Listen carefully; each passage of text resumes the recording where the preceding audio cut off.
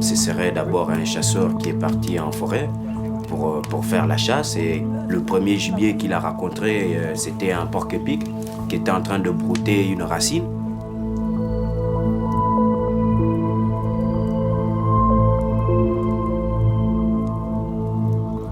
Donc le chasseur qui s'appelle Ibogaine est arrivé et il a pris sa lance et ça a transpercé le porc-épic, et en plus ça a aussi transpercé la racine.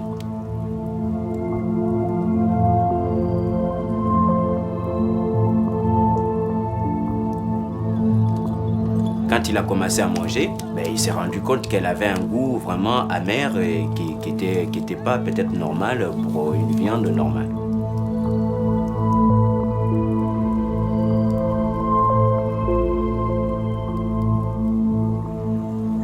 À partir du moment où il a consommé cette plante, il a commencé à avoir les visions, et c'est à partir de ce moment-là qu'il a compris qu'il y avait quelque chose, il y avait un rapport entre les deux qui ont fait qu'il découvre en fait cette plante.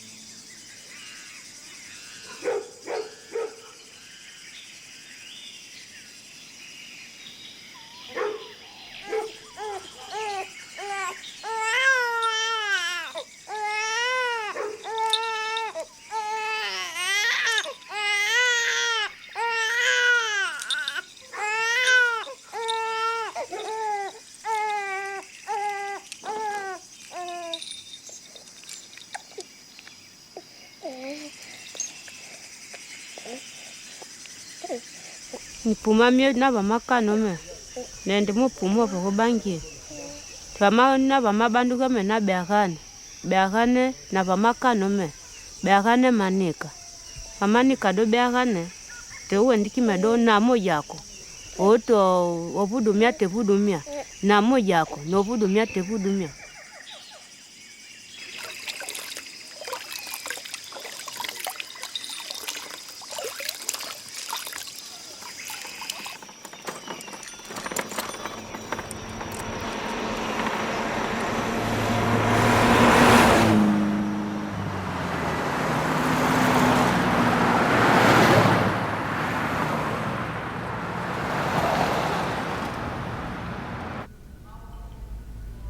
My little girl's name's Lexi, and my two boys are Monty, who's after my father, who passed away, and the other one is Sai, after my name, Sai. And they're great, total inspirations for me. But my heroin use, I was able to hide it from everybody. I mean, I was pretty active heroin addict. I hadn't lost my job. I hadn't lost my family yet, but I was about ready to. And I knew I just wanted to stop. I have to use daily to get up out of bed, and I would do maybe close to a gram a day, and then I would always mix it with speed so that the heroin and the speed would kind of keep me balanced. But it's no life to live. Every morning you wake up and you're so sick. till you get your first fix. And nothing stops you from that first fix. Not your kids, not nothing.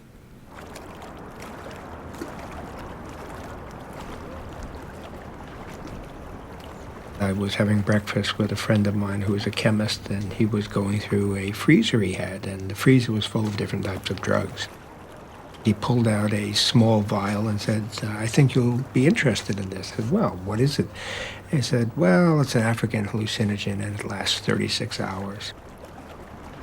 So here I am under the influence of this very powerful hallucinogen, and I get home and I lay down, and the Ibogaine is working and working and working and working. And it's 33 hours later, and I only thought to myself, I'm exhausted, I'm going to sleep for a week, and I'm never going to take this drug again. And I got dressed and I walked out of the house, and that's when I realized that I was not in narcotic withdrawal.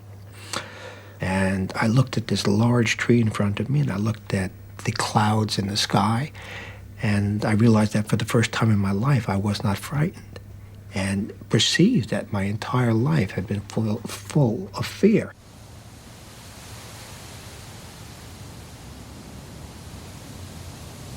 Somewhere, I think it was the end of 1988 or early 89, I believe, I received a call from Mr. Howard Lotzoff, who was living in Staten Island in New York City. And he claimed he had a cure for drug addiction. And he explained that somewhere in the late 60s, he took this bizarre drug called Ibogaine. And after that experience, he had lost his cravings for drugs. And prior to that time, he had been a multi-drug user. At the time I received this call, I really didn't think very much of it. I get numerous calls from people who claim they have a cure for something or other, and they want me to study it. And most of these people, I think, are really not in touch with reality, and I assume Mr. Lotzoff was of similar nature, and I dismissed the call, really. He called back several times, and the more I talked to him, the more intrigued I became. And I was particularly intrigued by the fact that he claimed that you took this drug once and you lost your cravings for drugs at least for several months or forever. And this sort of magic bullet notion is really unlike any pharmaceutical we have really for any disease. Good evening, I'm Forrest Sawyer, and this is Day One.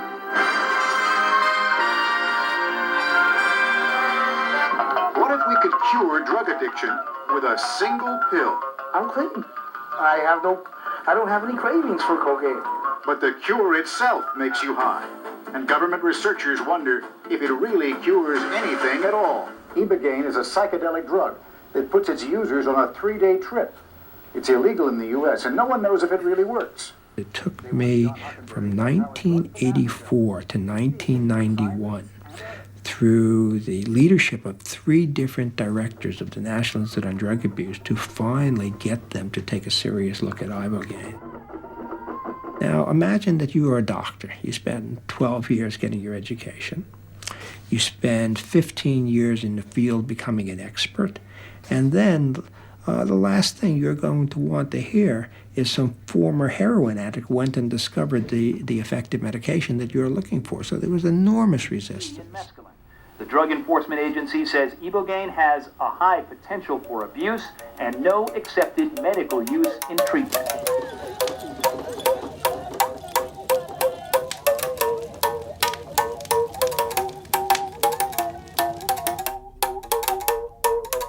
Moi, je suis guérisseur traditionnel du Gabon. Dans ma famille, mon grand-père est initié. Moi, j'ai été initié à l'âge de 7 ans dans ma famille.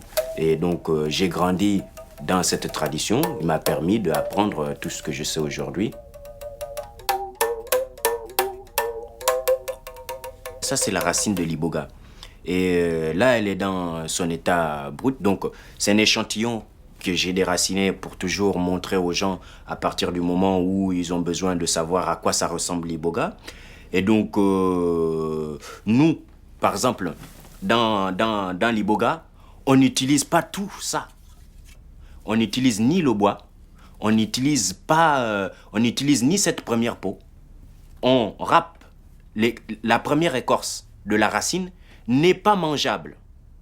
Donc, on ne la consomme pas. La première écorce.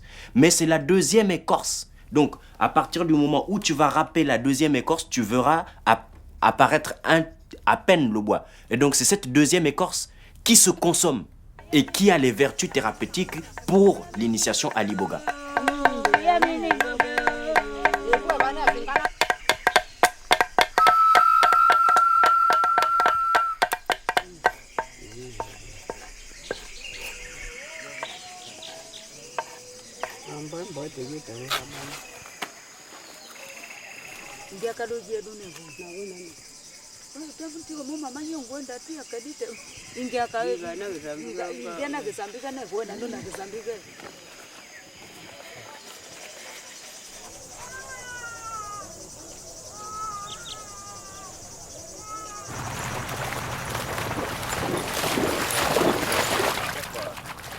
Originally, the problem started, we went through an awful divorce that devastated the family.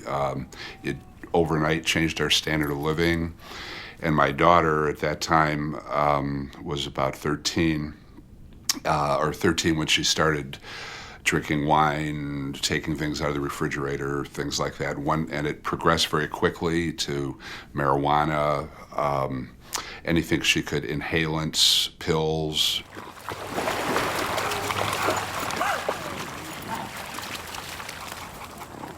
Pretty quickly it progressed till I was doing crack and heroin when I was around 16, and once I was addicted to drugs, I couldn't work or go to school. I knew that it was so bad that it was going to kill me, but I just couldn't stop. Like the first chance I would get $5 in my hand, it was like this uncontrollable response. But I did come to a place where it was really clear that I had to find a way to get sober, or I was just gonna die really soon. Yeah, is that miniature deal? That's miniature deal. I never could accept the philosophy of tough love. I just couldn't. Everyone around me said the only way that you can help is by stepping back and no form of support. But her drug use had gotten so severe that I couldn't step back and just wait for the worst to happen. So I started learning about how to help. I sent her to a number of treatment centers, one in California, one in Dayton, one in Cleveland, all over, and all very expensive, thinking the better the care, the better it would help. Nothing would last. She would go through it. She got so knowledgeable she could teach the courses. She knew it here. But she said, in discussing her relapses, she'd say, I just can't help it. On a number of occasions, two occasions, it was so severe that she had lost a pulse. She had turned blue. She needed to be resuscitated with the cardio, whatever you call those electro things, to start her heart again. So it just got to the point, the only word I can use for it is desperate.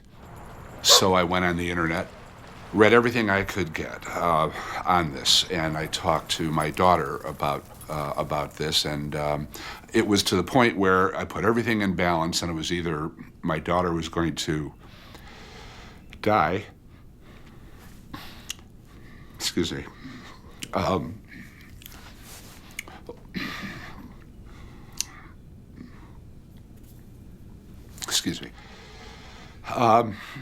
or to do something as unconventional and radical.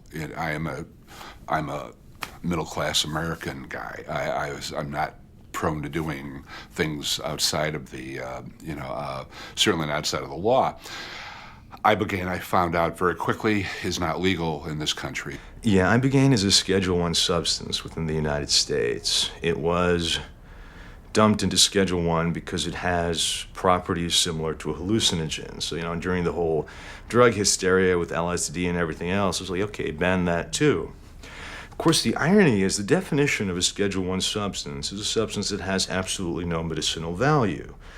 Now, I would say that something that lets you completely step out of heroin addiction or move away from crack or an entire variety of polysubstance abuse disorders has a whole hell of a lot of medicinal value.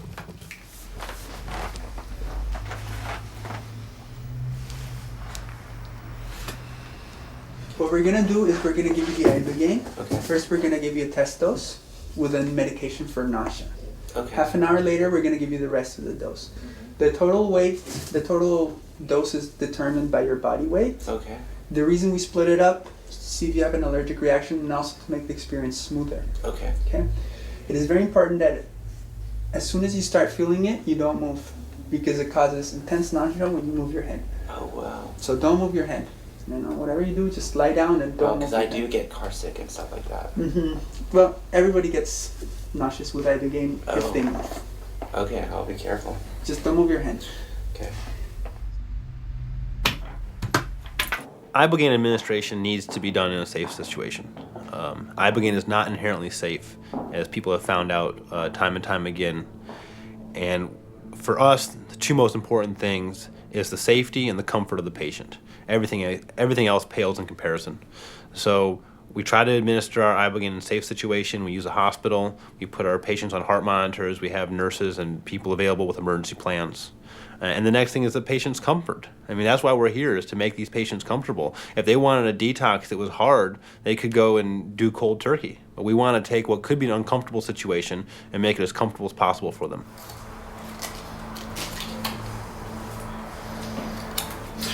It's right here. It unplugs. All right, so if you need to use the bathroom, I'll assist you in plugging it back in, but if you need to go ahead, you can just snap it off, okay? Okay, cool.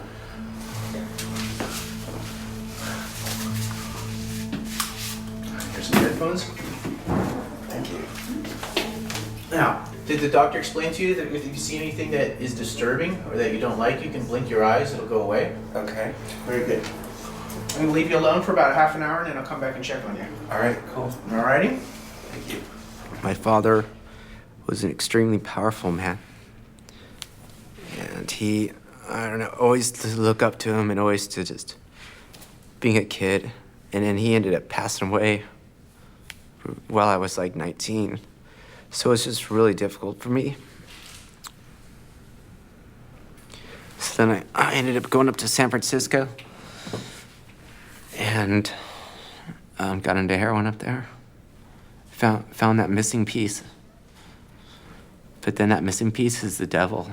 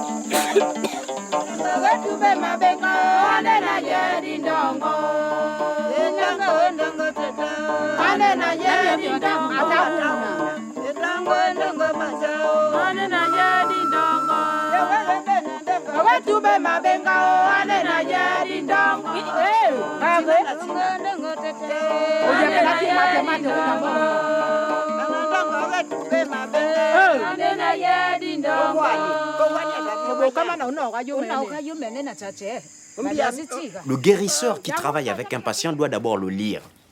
À partir du moment où il lit le patient, il sait que telle personne a un problème là, là, là, là. Et donc, quand il va travailler avec lui, bon, il sait que je dois travailler avec lui comme ça, comme ça, comme ça, parce que quelque part, lui, il a tel et tel problème. Donc, il faudrait que ça s'adapte comme ça pour lui. Et c'est pour ça que le travail de l'iboga est bien ciblé et bien cadré, selon les personnes, comme je disais tout à l'heure. C'est-à-dire que chaque personne a un traitement bien défini pour soi.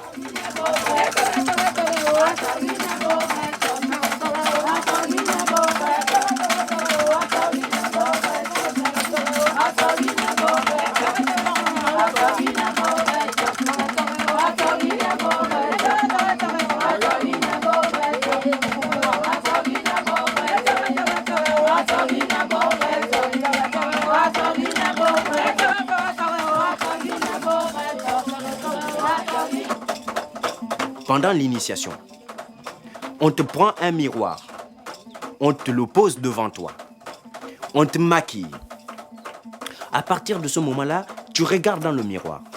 Donc, à partir de là, tu vas commencer à percevoir ta double personnalité.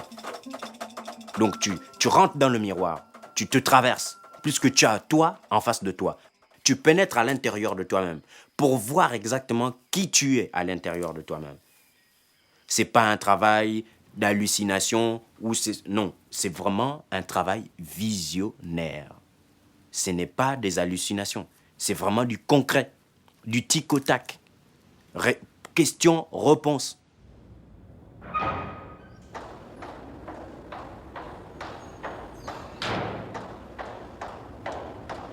What exactly does it do? We don't know. But of course, that same answer can be applied to many things that are in the PDR right now. We don't know, but they seem to work. Ibogaine has affinity for multiple receptor sites. Classically, in the past, the FDA does not like that. They like specific mechanisms of action that can have a direct cause and effect. So, I mean, if you want to hit addiction, you do have to hit it at multiple levels. And in addition to like pharmacological agents, you do need some sort of psychological paradigm to navigate.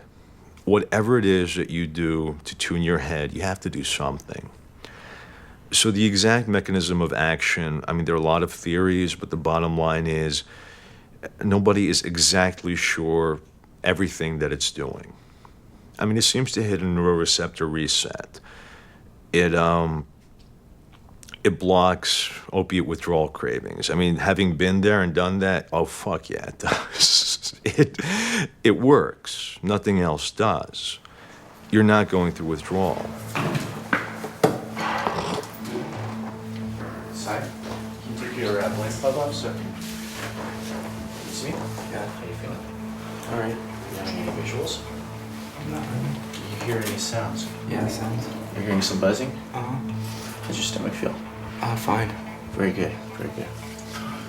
Thank Are you uncomfortable? No, I just had to lay on my side. My back was starting to hurt a little bit. Is that okay? Oh man, it's perfectly okay.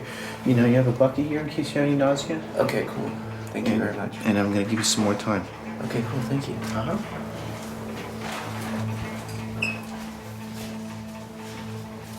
There's like this feeling of warmth in your solar plexus, like this ball of heat. And the warmth slowly feels like it's kind of coiling up your spine. And as it's moving up your spine, the pain lets go. It's like this vice that is smashing it, is releasing. And it keeps going. And you're going from a state where you're just experiencing complete hell. And it feels like you're being suspended in this warm field of energy.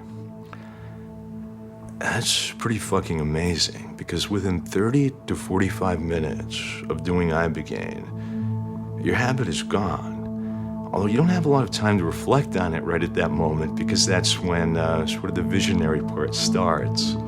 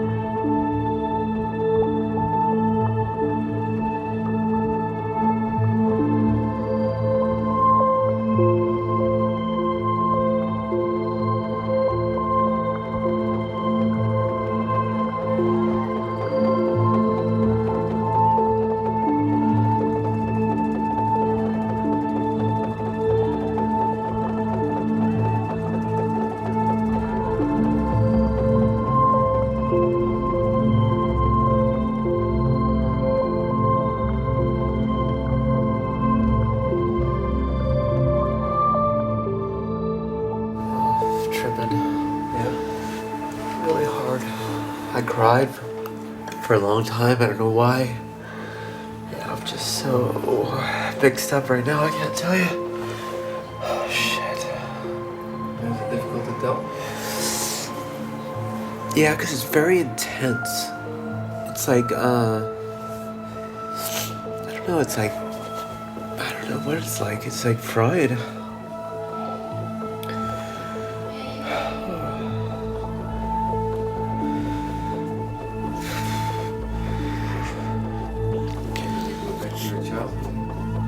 Yeah, I've remembered memories from my childhood, and I swear I saw things that, I don't know, it was like so trippy. It felt like I was flying. It was so cool.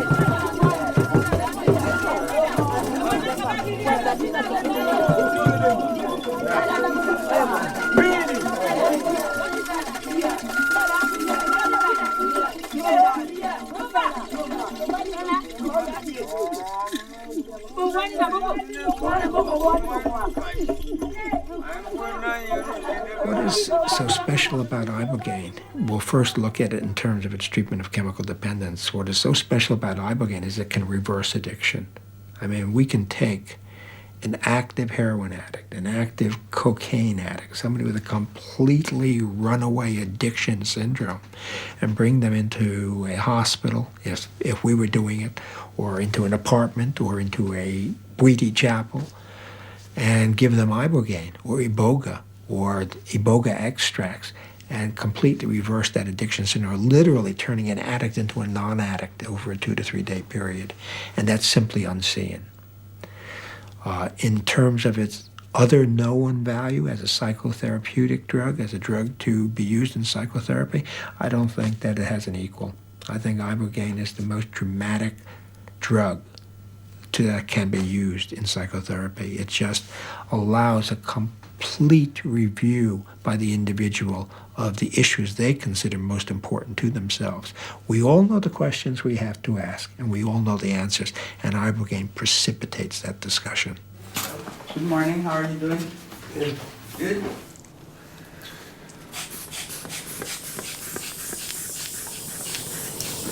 Okay. So what do you feel right now? Resting for a little bit and then getting up. But you have runny nose, runny eyes, yawning? No? Diarrhea? Nothing? Nothing. It's like, I feel like I'm totally drug-free. Yeah? It's so trippy, but I'm pretty worked. Yeah, you're fatigued. That's normal.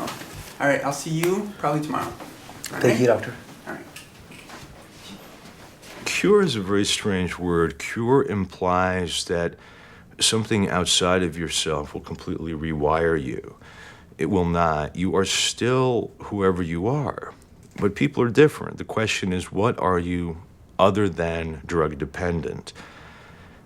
And, different people have different pathways out of that. But the bottom line is you have to face yourself. You have to deal with yourself. And it's really very hard sometimes. What Ibogaine is this doorway that you walk through, and on the other side you're clean. But the problem is when you get to the other side of the doorway, there's a vacuum behind you, and that vacuum is trying to suck you back into addiction. So if you don't get up and get moving away from that doorway, you're going to get sucked back into your addiction. People need to know that Ibogaine is not a magic bullet. It's not a cure for addiction. It's an addiction interrupter, and it will give many people a chance they would not have without it. I like to say that Ibogaine is a catalyst for change. If you come here determined to use the Ibogaine, determined to stay clean, I think you'll stay clean. If you come take Ibogaine for kicks, you're probably going to go back to using afterwards. So if you're going to choose to do Ibogaine, come with a plan. Plan to go into some kind of aftercare home. Plan to move. Plan to break up with that boyfriend that you're using dope with.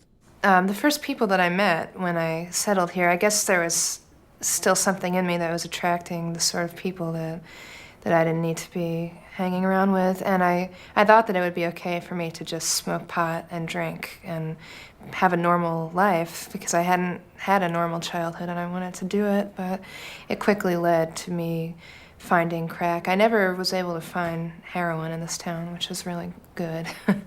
And the problem that I had here was very short compared to my life before, but it took me getting to a place where I realized it wasn't something that was out of my control or out of my hands. I had to make a conscious choice whether I wanted to live or die, and nobody was going to do it for me. And Ibogaine could certainly help with the cravings, but it wasn't going to be the catalyst for that willingness.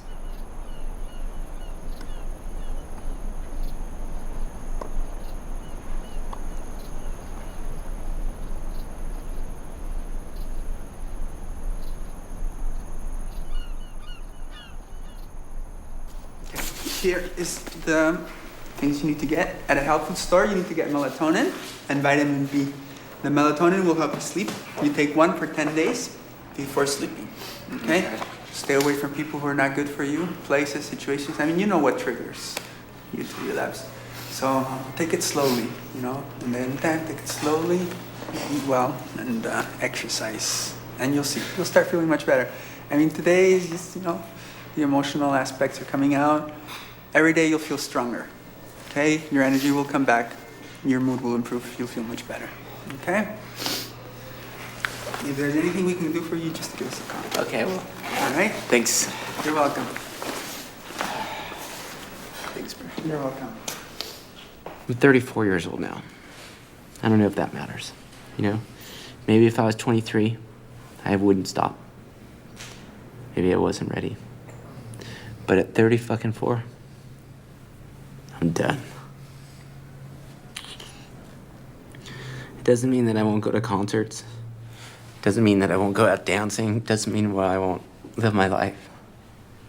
But I'm just not gonna be on drugs. My passions are surfing.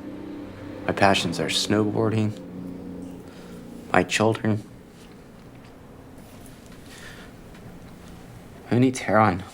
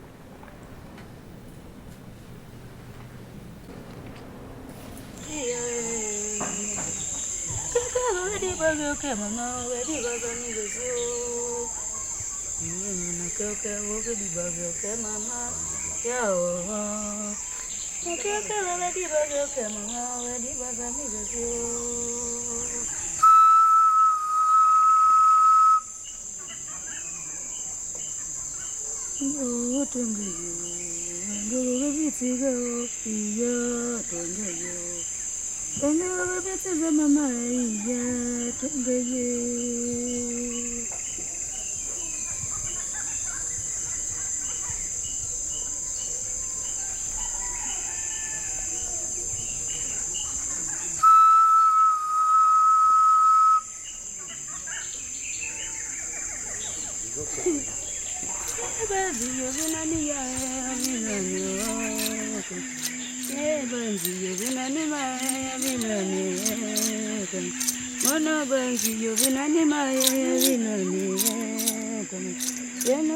think that Ibogaine is a very important treatment option that needs to be made more available to everybody. And it's not available right now. There's only a very few places to go do it, and there's only a very few places to do it safely. And it's unfair that the drug addicts that that can't afford to come down to Mexico, that can't afford to fly up to Vancouver or get into their program because it's hard to get into their program, and can't afford to go to St. Kitts or can't afford to fly over to Amsterdam, can't have this treatment. It's not fair to them. And this is when Ibogaine becomes political, because the FDA, I don't think, is going to approve this. There's no pharmaceutical company that's going to administer this. The only way we're going to make Ibogaine legal here in the United States is if we end the drug war. When we end the drug war, then we can say, okay, Ibogaine's available to the people that need it. And then we can give it to the different drug treatment centers that would be able to handle situations and administer this safely.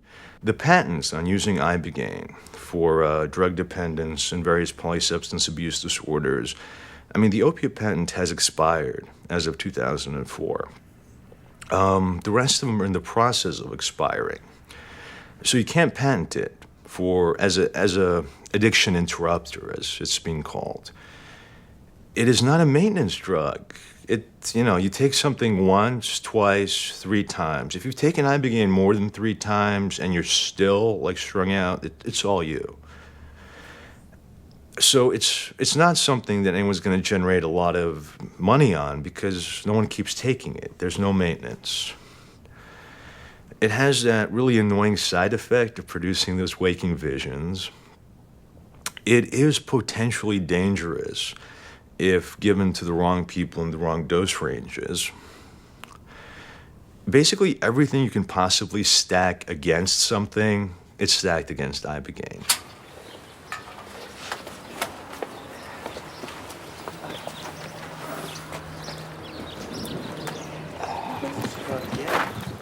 I've been to the Betty Ford Center.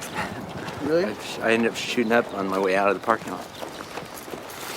I went to McDonald's Center in San Diego. Went to Vista Pacifica. I've been to Charter. Yeah, you've been to more than I have.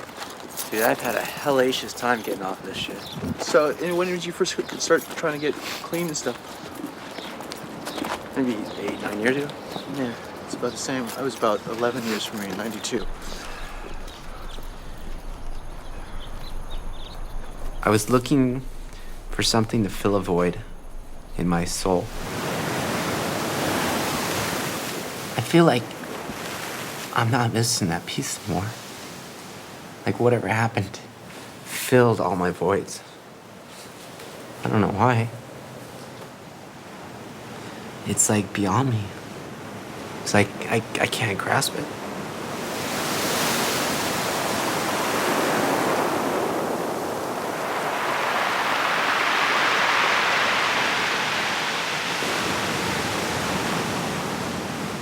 You have to understand the pharmaceutical industry. The pharmaceutical industry is not there to develop medications to cure disease. It's there to develop medications to increase the profits of shareholders. Now, as a president of a small pharmaceutical or medical development corporation, I contacted the licensing directors of major companies like Lilly and DuPont and Ibogaine, medium companies, and even smaller companies trying to obtain their interest. And the similarity of response was really surprising, from larger companies to medium companies to small companies. The reason of lack of interest, not only in Ibogaine, but in medications to treat addiction, were all the same.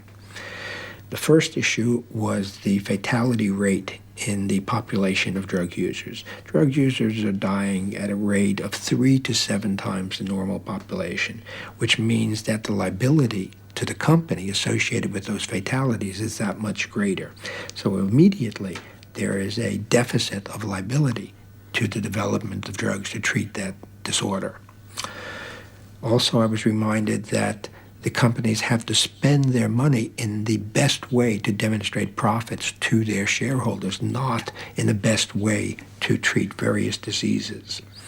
Additionally, the companies did not wish to get involved with the treatment of drug addiction because of the stigma associated with the field. And you would think that, well, if a company developed a cure for addiction, that would be very good for them. But the stigma attached to addiction is so great that even to provide effective medications in that field is viewed as problematical by the companies. It certainly should be, and angry, yeah, disappointed more than anything, but not surprised, frankly. I think there's enough wheels within wheels and machinations that I can kind of understand why it's not in their best interest to come up with it. But God willing, a good capitalist at one of those drug companies will say, oh, this could be a gold mine, and they'll go and do it, and then it will be available legally through however it be dispensed. But that didn't stop me from leaving the country. That's how desperate I was. And unfortunately, there aren't a lot of people that have the resources I did at the time, which are modest, but think of all the people on the street that could benefit from this, and they don't have the wherewithal to do it, and all the other things that go with recovery.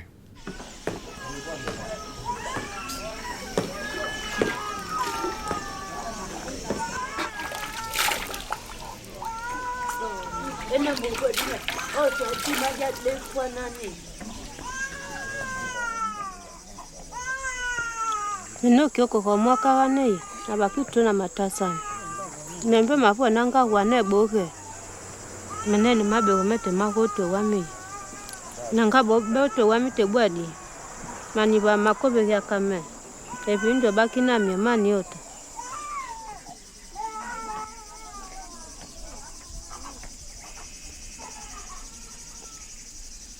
That right? Yep. All right. Great. What an experience.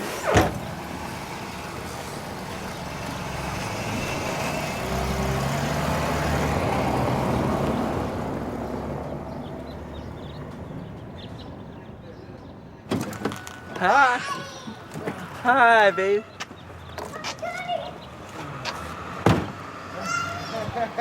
Hi. Hi, baby. Hi. Hi. I got a car with... Yeah, we were in the car. How are you? You look like a little geisha girl. Can I have a kiss? Look at your sloppy face. Love you. Yay, I'm home. This is home. This is my little girl, Lexi. My dog. That's my boy, Monty. No, look. I know. It's just soft. That's it.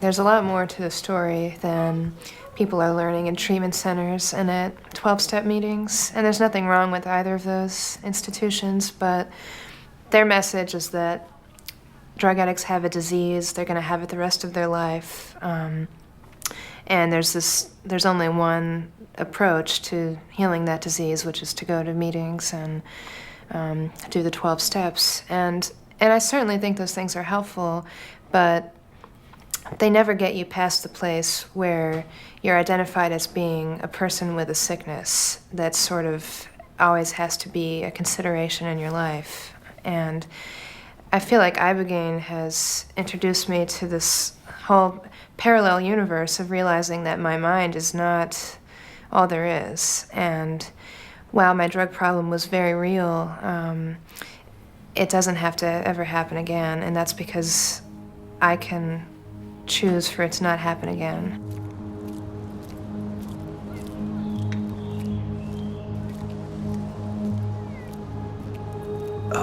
Global awareness and availability has significantly expanded and increased. I think that is absolutely wonderful, and I think that will continue. At the same time, I have great doubts that it's ever going to be an accepted treatment modality for drug dependence. I see a few very small, sort of aborted efforts that haven't gone anywhere. Unfortunately, I think Ibogaine will simply continue to exist, expand, and grow And the awareness of it grows. So people who are in a position that they need it at least know that it's out there. And if you know that it's out there, then you have the opportunity to make choices and get it, however it is that you do so. Unfortunately, I do not think you're going to be in a position in Western society anywhere that you're going to go to your doctor and, okay, I'm strung out, and he's going to say, oh, okay, well, you can get Ibogaine treatment. I would want that. That would be the right thing to do. Unequivocally, I can say that would be the right thing to do. But I don't see it happening. I really don't. I don't believe that Ibogaine will be the drug that's used in the future. I think it will be used. But I, like a lot of other people, are waiting to see what the second generation drugs will turn out to be. When you're an addict and suddenly are not an addict, that's a very valuable experience. And I observed how poorly treated addicts are in our society. And I wanted to do something with my life, and the most important thing that I could perceive of doing was producing Ibogaine as an available medically approved drug. And that's what drove me.